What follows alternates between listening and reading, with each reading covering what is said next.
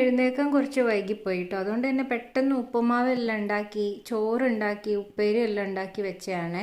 പണികളെല്ലാം രാവിലെ കഴിഞ്ഞാൽ കുഞ്ഞും ഞാനും തമ്മിലുള്ള പ്രശ്നങ്ങൾ കുറേ കുറയും കേട്ടോ. കുഞ്ഞുന് ഞാൻ എപ്പോഴും ഓളെ കൂടെ ഇങ്ങനെ ഇരിക്കണം, വേറെ പണിക്കൊന്നും പോകാൻ പാടില്ല. അങ്ങനെ പിന്നെ ഞാൻ കറിയും കൂടെ വെച്ചേക്കാമെന്ന് വിചാരിച്ചേ. വെള്ളരിയും പരിപ്പുമാണ് ഇന്ന് കറി വെക്കുന്നത്. എനിക്ക് ഇങ്ങനത്തെ കറികളോടൊക്കെ ഭയങ്കര ഇഷ്ടമാണ്. തുണി വിരിക്കുക, മുറ്റടിച്ചു വാരുക, ഇതൊക്കെ ഏട്ടൻ ചെയ്യുന്ന പണികളാട്ടോ. പണ്ടെല്ലാം ഞാൻ ചെറുതായപ്പോൾ എൻ്റെ അനിയനെ കൊണ്ട് ചൂല് തൊടിയിക്കരുത് എന്നല്ല എൻ്റെ അച്ഛമ്മ പറയായിരുന്നേ. ആണുങ്ങൾ ചൂല് തൊടാൻ പാടില്ല, ചൂല് കാണാൻ പാടില്ല, അങ്ങനെയെല്ലാം. ഇപ്പം മൊത്തത്തിൽ എല്ലാവരും മാറി കേട്ടോ. എല്ലാവരുടെയും കാഴ്ചപ്പാടുകളെല്ലാം മാറി. ഇപ്പം എല്ലാ പണിയും എല്ലാവരും ഷെയർ ചെയ്തിട്ടെടുക്കും. എന്നെ ഏട്ടൻ കുറേ സഹായിച്ചു തരും കേട്ടോ. അല്ലാതെ എനിക്ക് തന്നെ ഒന്നും ചെയ്യാൻ കഴിയില്ല.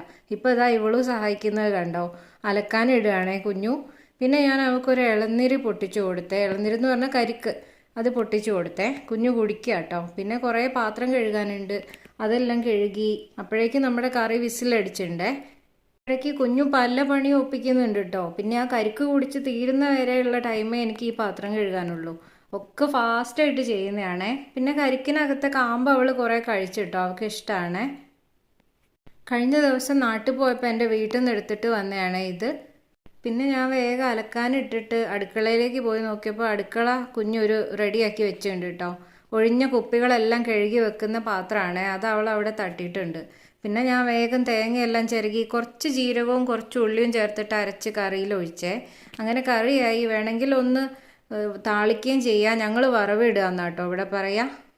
പിന്നെ എനിക്ക് മടിയായതുകൊണ്ട് അങ്ങനെയൊന്നും ചെയ്യുന്നില്ല കേട്ടോ. കറിയാക്കി വെച്ച് പിന്നെ കുഞ്ഞും ഞാനും കൂടെ കുറച്ച് തരിപ്പായസം കുടിക്കുകയാണേ. അത് കഴിഞ്ഞ് ഒരു നാരങ്ങയും തിന്ന് കുഞ്ഞു സ്വിച്ചിട്ട പോലെ ഉറങ്ങിപ്പോയി കേട്ടോ.